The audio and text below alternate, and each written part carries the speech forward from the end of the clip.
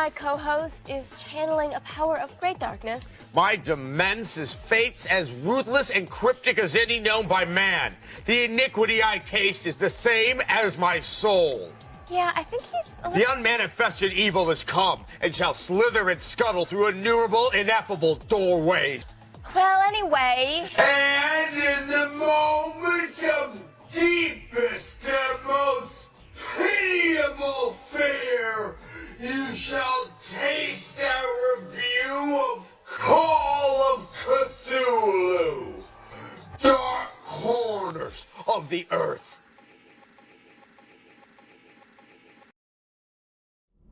I like the way you smile at me, baby. I like the view from here, and when you call me dear, I like the way you smile at me, baby. So baby, won't you... In light of the new Call of Cthulhu game coming out for the current gen systems this October 30th, I think I might as well give my 2 cents on the original Bethesda game, especially since it's one of my few favorite games on the original Xbox. And I'll go ahead and say this right off the bat, it is a flawed game, especially in design and in some difficult control scenarios. However, this is a case for me where the game's flaws are overshadowed by its immersive and trippy storyline and experience, very similar to an old tale from word of mouth that your grandfather would tell you to keep you up at night. I guess you could say Call of Cthulhu Dark Corners of the Earth is an FPS horror action adventure stealth cinematic game for the Xbox and PC, but it's too broad to classify. You are Jack Walters, a former police detective in Boston who was committed to a mental institution after a disturbing case where he went insane and developed a split personality. Years later, he is set free as he appears to have been healed, or perhaps temporarily, with minor setbacks including amnesia and schizophrenia. Now under the guise of a private detective, he pieces together his past as he takes a case in the seaside town of Innsmouth, where we learn a banker going by the name of Brian Burnham has gone missing. With a town full of villagers who are just as unwelcoming as the hostile foes you are doomed to meet, it's only a matter of time before the truth starts to unravel its cracks and bring you on the edge of insanity. Hello there, little lady. Hi, sir. Are your parents at home? Daddy's at work and Mommy's upstairs in the attic. She's been bad. I see. So, what's your name, little lady? Ramona? Well, Ramona, could you get your mommy for me? Nope. Mommy bites. First and most important, the game lacks any HUD, and normal displays like ammo and health are checked by audio and visual cues. When you're damaged or hurt in specific parts of the body, it's your job to tend to these wounds with specific items you collect as you play. This immediately immerses the player, especially if you're the kind of person that doesn't want to be reminded that the game knows you can click buttons.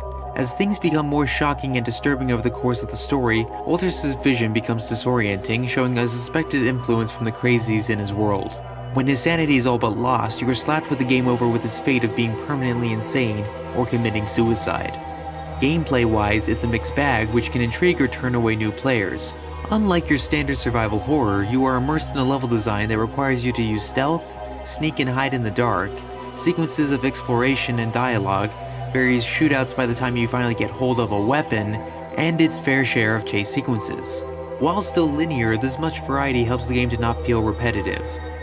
One of my personal favorite sequences of the game is when you've learned a little too much about the hysteria that reeks in the town of Innsmouth, and the villagers are thinking that it's time for you to die. Just in the nick of time, Jack Walters wakes up in a hotel he checked into only to hear a few townsfolk coming around the corridor, ready to kill him. You have little time to think other than to lock and blockade the doors as fast as possible as you journey from room to room, then roof to roof, then street to street, as the entire town mob is chasing you down. It's a brilliant example of heart-pounding horror. And without giving too much context, unless you're familiar with this fictional work, there's even a point where you are aboard a Navy ship and face off against an amphibious deity that is single-handedly more large and more terrifying than the creature from the Black Lagoon. Probably one of the most nail-biting and best boss fights in any game I've ever played. Though it's no surprise that a flawed experience is expected in its more rough and tumble gameplay mechanics. Much like how the third-person shooting in Manhunt felt weak from the start, a first-person shooter is not where this game's strengths lie. You more or less aim blindly at oncoming enemies, and only hope the bullet takes them out as you have very little on your end to defend yourself. And the insanity mechanic can be a little much. Simply looking at corpses or bizarre imagery can set off Jack into a frenzy, delaying your progression and clarity of what's on screen. As mentioned, his vision blurs, his hands shake, and health starts to drain until you attempt to regain consciousness in real time. Facial animations and some rougher looking visuals also stick out like sore thumbs, and for some reason Jack Walters' one-note, monotone voice takes me out of it sometimes, even to the point of hilarity. He's constantly ready to lose his mind and yet treats every situation like another day at the office when given an opportunity to talk. Oh, God. No!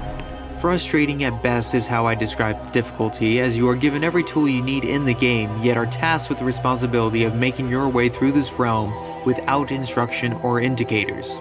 As far as the game's concerned, you are on your own to decipher the puzzle, and I give it major kudos for not going the easy route.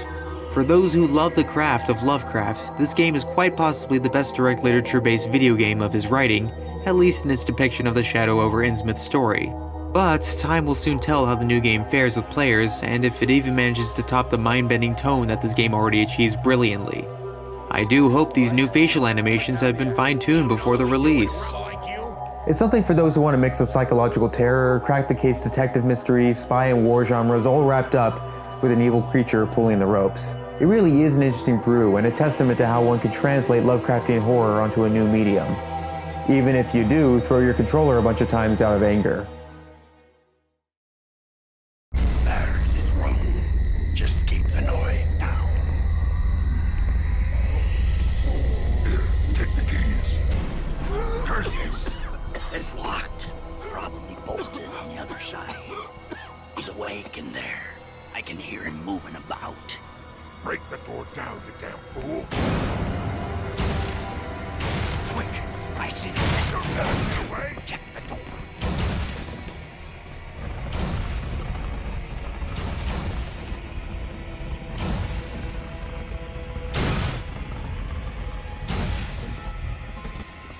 To this room, quickly! The door won't be bolted.